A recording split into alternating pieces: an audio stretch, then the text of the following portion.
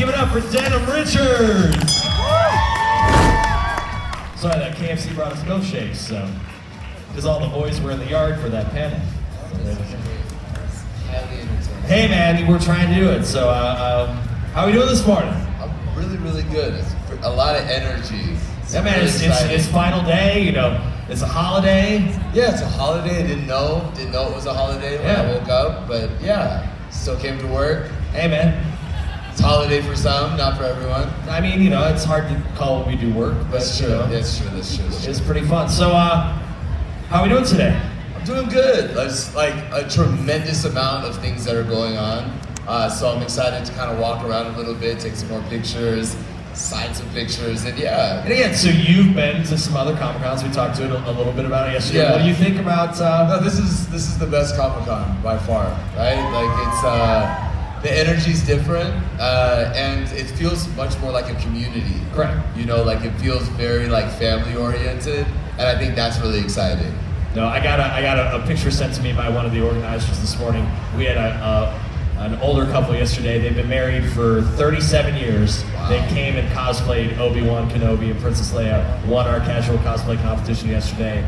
And it was just like, that's what this is about. 37 years. Yeah. Wow. And they, you know, and they both looked like it wasn't a situation where the wife was like, no, we're dressing up. Right, like, right. They legitimately, they're both into it. Yeah, they're like, as they left, they just said, hey, we just want to thank you for giving us a place to come. Well, it's interesting. I was told that the first time they did the cosplay competition, they like send it to like the international cosplay, and whoever. Oh no, I'll tell you the story. So we host the Crown Championship of Cosplay at C2E2. Right. So they take all of the best from around the world and they compete there. The very first time in the showing in South Africa, they won. That's insane. And then the second time, they won. That's insane. The third time, he placed second. Yeah, only because crazy. the person that won did a technique that had never been done before. So that means that somebody that's doing this is going to win this year. Oh, definitely. Like, it's great. And the irony is that in the United States, we have access to whatever we want. Right. Like you can have it Amazon to your house. Right, like in 24 hours. Yeah, like 12 hours. I can go on Amazon and buy something and have in the morning and have it at my house in the evening. Right. But there was one place in South Africa you could get Warbler. You can't get it there anymore, and that's like a primary. So everything here is like handcrafted. Correct. And so they're doing like things. armors. Yeah, it's absolutely amazing. It's what they're able to come out out of here. A lot of talent here. Is next level. So. So it's just my job when I'm in the United States, so I'm a big spokesperson for this convention. I'm like, look, we got to bring as many people down here as we can. Yeah, expose. Because when you also the thing that amazed me this year, there's been 3 or 4 people on here that are premiering their movies that were completely made here, cast here. Wow. And the great thing with like streaming services we have now, there's access to a different market. Yeah. Think about it. Some of the top films on Netflix last year were made in other countries. So 100%. Are there any cosplayers here? Does anybody play cosplay? Do you play? Is it? So cosplay is the word. So it's costume play. So that's the connection of the two words. Right. But what do you say? Like, is it active? Is it cosplayers? Play? Okay, cosplayers. Yep. Okay. Are there any cosplayers here? Okay. There's like 5, 6. Well, so what's happening is coming up here in just a minute. There's a competition here. Oh, they're all getting ready. They're in prep. Right. Okay, got it. So so on average, our casual competitions are capped at 60 people. Okay. Now, in our professional competitions in the United States, we struggle with 20 people. Wow. So they're walking off the street and cutting people off at 60. Wow. And there's still people wanting to do It's more. still trying to come in. Yeah. Okay, interesting. No, they ain't messing around here. All right, I'll have to watch. Hey, I'll let you know when it is, the time. Please let me know. I'll bring you up as a judge if you want. Yeah, I don't know if I'll be the best judge because I'll just say yes to everyone. There you go. So yeah, everyone will be a winner. So I don't know if you knew this. This happened today. The writer's strike is over. Is it over? They came to an agreement. So Tuesday, technically, it's going to end. So Does anybody know that there was a strike going on in the U.S. for writers? 156 days. 156 days, it's like almost half a year. Yeah. Close. Yeah. But then it takes like 2 weeks to ratify, right? And then so hopefully top of the year. Yeah. Everyone, well, that was the goal. They were trying to, they were like, well, if we don't get it done. And now we have the actors. Correct. Okay. So now, but now they can focus, they focus now there's something. Yeah. We're making momentum. There's progress. All right, top of the year. Hopefully. Okay. So yeah. So, but it, kind of means that we can talk about the thing we could talk about. Okay, let's talk about the thing. So, you're on a little TV show. Yeah, very small. Yeah, it's only the #1 stream show like in the world. Right. True. How did we talked yesterday about your background growing up in theater and the mind-blowing opera and musicals and all that stuff. And you auditioned, you tried for like 10 years, you said?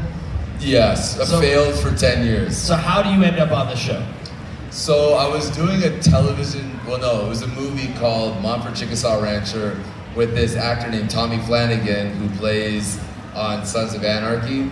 And he was in the movie as well, and this was a Western, and it was a period piece.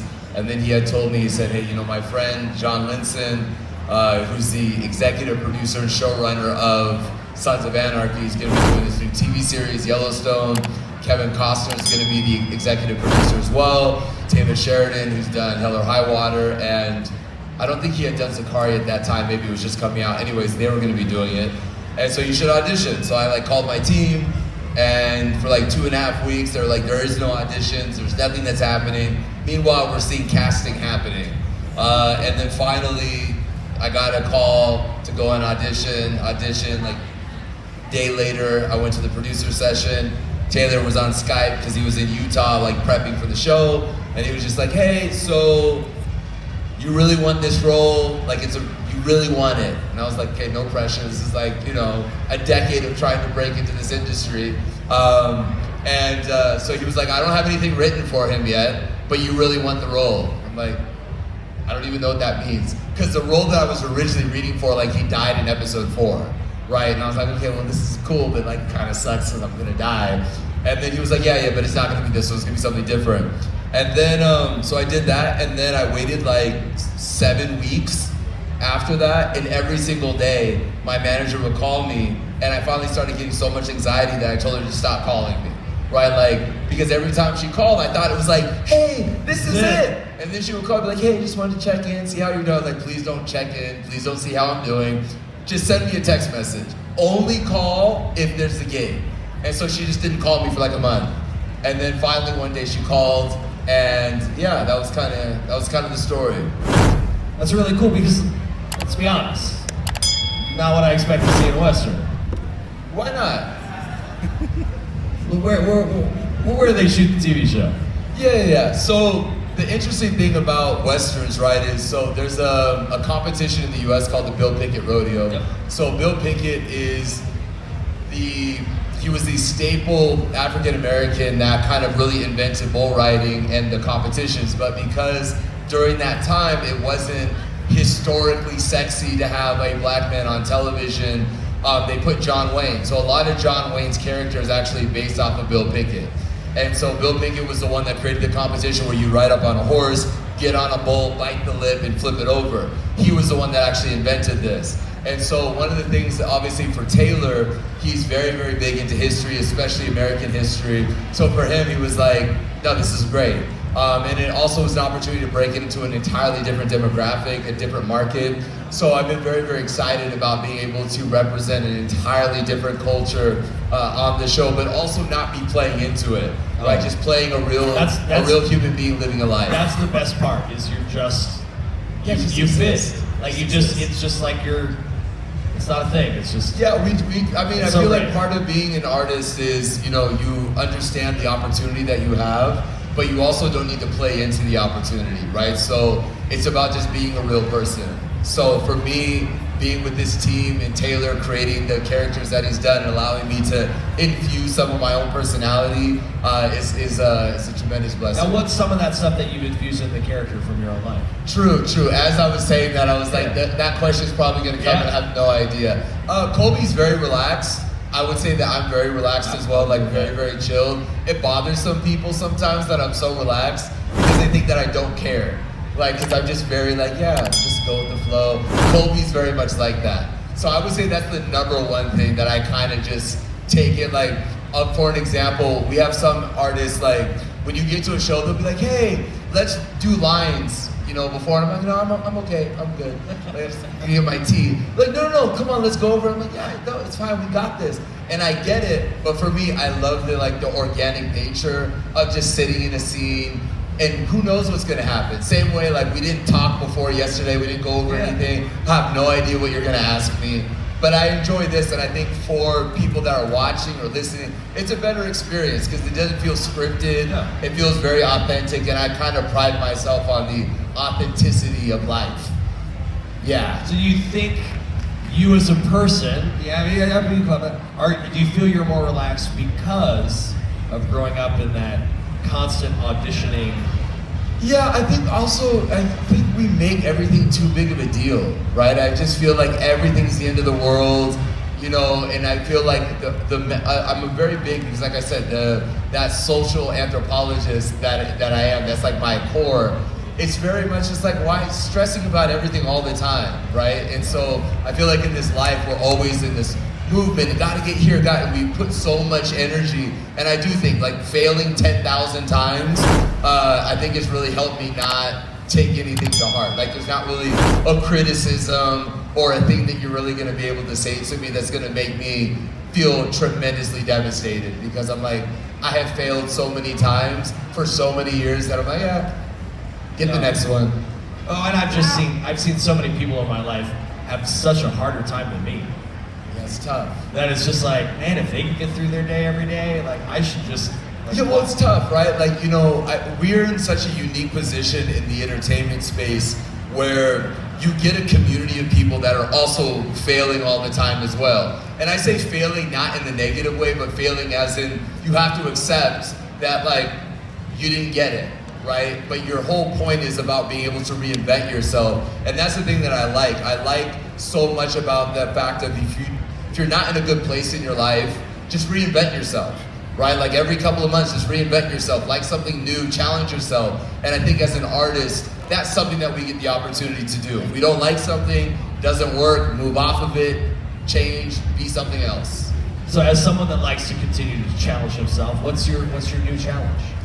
My new challenge is cracking this giant code of the continent of Africa, 54 countries. You know, we talked a little bit about the entrepreneurial aspect of it, the capacity building, teaching, and so yeah, that's my new thing. It's trying to see in 1 year how many countries on the continent I can get to do master classes, to teach, to engage, to teach on like the business of entertainment as well as the branding, entrepreneurial aspect of it. So that's the new challenge that I have taken on. Super cool. I mean, again, my first time here was, 4 years ago, the first Comic-Con. And I just found out today that one of the biggest cons I do in the United States is C2E2, and Cape Town is the same weekend as C2E2. Where do you think I'm gonna go? Cape Town. Coming here, man. Yeah, absolutely. This is the investment. Have you been to Cape Town yet? Yes. Okay. Got to go the first time. That's like it's like California cool. Just very laid back. It's such a bizarre combination of landscape, like to go from that mountain. Right, which is like your Montana, Utah, and then like turn your head in San Francisco. And then there's exactly, and then you can go up 30 minutes up the thing and then be in Stellenbosch. So it's like being in Napa Valley. It's so crazy. And you can do it all within an hour. It's absolutely beautiful. Yeah, it's pretty amazing. I say like Cape Town is like a cleaner Santa Monica. That's a pretty good. It's just very without the traffic. Yeah, and also without the traffic. Yeah. Everybody that wants to go to the U.S. never understands how bad traffic is there. So no, it's a tremendous blessing to be able to be here, though. No, so I've just done South Africa. So there's a bunch of folks here probably. You've lived in Africa. Who's lived here in Africa their whole life and they've only stayed in South Africa?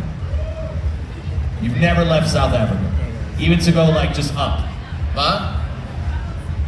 Where else have you? Oh yeah, can they have traveled somewhere else in Africa? Yeah, because a lot of folks that live in the United States, unfortunately, will grow up in a state typically in the middle of the country, and never leave that state. So we have a place in Orange County, California, which is south of Los Angeles, and they call Orange County the Orange Curtain. Yeah. Because like most people that grow up in Orange County never even go to LA, let alone get on a plane, because they're in their mind like, why? Why would you? What else is out there? You've been all around the continent of Africa. Where would you tell fellow Africans to go? It depends on where you want to, what you want, right? Like that's one of the things I love so much about the continent. It's like there's so many different aspects. If you want a completely different vibrancy. You can go to Nigeria, right? A lot of my family's from Nigeria, so it's wild there. Most people would say everything that you know and understand, you have to throw that out the window when you get to Nigeria. But then you can go to like East Africa, right? So you can go to Tanzania, you can go to Kenya, obviously Zanzibar, which is just beautiful. So there's a tremendous, it just depends on what the vibe that you want is. Some people want more relaxation, some people want more vibrancy, some people want more of like a spiritual enlightenment, and the continent offers everything. So for me, anytime someone's like, oh, let's go on a vacation, I'm like, as long as it's on the continent, I'm in. Everywhere else, I'm uninterested. That's so cool. Well, and that's mine. Like, I'm like, okay, so I've only been to South Africa, and now you've talked about these other places. I'm like, you know, I've enjoyed this so much. All the people are wonderful, so.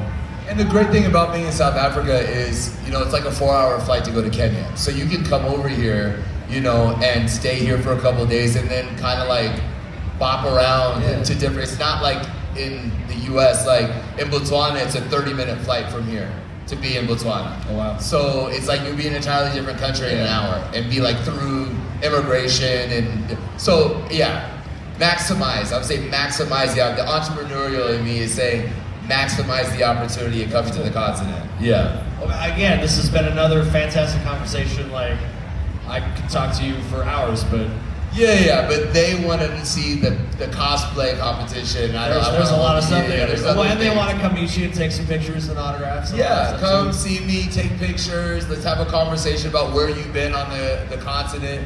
Give me suggestions as well.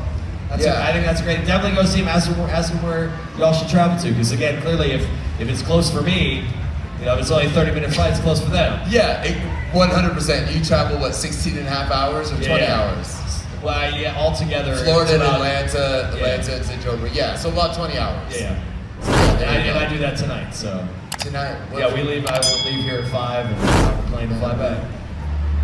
Give it up for him. No, I just said so we came early this time and we got to do some stuff. Oh, that's great. And then when we did Cape Town, I got to bring my wife with me, which was the first time she'd been in South Africa. So in 7 years of marriage, I've never seen her drunk until she went to the wineries and stuff. Oh, that's Stellenbosch. Oh, bro.